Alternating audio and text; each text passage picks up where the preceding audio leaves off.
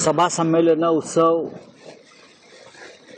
प्रधानमंत्र्यांचं आगत स्वागत, शिबिर याच्यामध्ये गुंतून पडलंय। त्याच्यामुळे बीडपासून मुंबईपर्यंत, चांद्यापासून बांद्यापर्यंत कुठेही कायदा आणि सुव्यवस्था उरलेली नाही। सैफ अली खानवरती चाकू हल्ला झाला, मोठा कलाकार आहे। काल देशाचे प्रधानमंत्री मुंबईत होते, त्याच्यामुळे सगळी सुरक्षा व्यवस्था तिकडे असणार। प्रधानमंत्री जरी मुंबईत असले तरी या राज्यामध्ये काय चाललंय हा प्रश्न एकदा या राज्याच्या गृहमंत्र्यांनी स्वतःला विचारायला हवा। आम्ही त्यांच्यावरती काही भाष्य केलं की त्यांना यातना होतात, वेदना होतात, पण महाराष्ट्रामध्ये सामान्य जनतेला सुरक्षा नाहीच आहे। रस्त्यावर, घरात, झोपड्यात, चाळीमध्ये कुठेही चोर आणि दरोडेखोर घुसतायत, बँकात घुसतायत।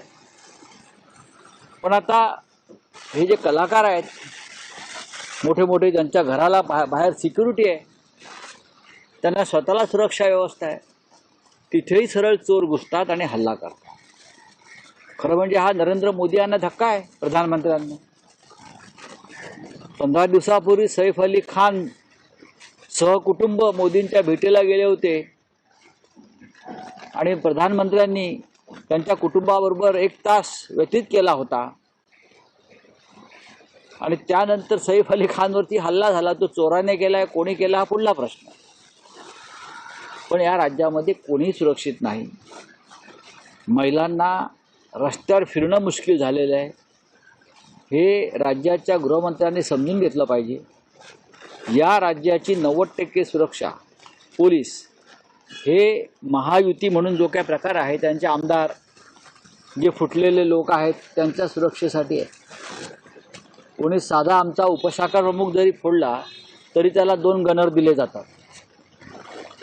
उपतालुका प्रमुख फुटला तरी त्याला 1 गनर दिला जातो, असं ते त्यांचं कोष्टक आहे। जिल्हा प्रमुख फोडला तर 5 गनर दिले जातात। पण सामान्य माणसाला कोणती सुरक्षा नाही। गद्दार आणि बेईमान, भ्रष्टाचारी, बिल्डर्स यांना सुरक्षा आहे, पूर्ण सुरक्षा आहे। सैफ अली खानला सुरक्षा असणार 100%। सैफ अली खान तर त्यांना या सरकारनं पद्मश्री दिलाय, भारत सरकारनं कधी काळी। तर पद्मश्री किताब असलेल्या व्यक्तीला सुद्धा मुंबईमध्ये सुरक्षित राहता येत नाही, हे आज पुन्हा एकदा दिसलं।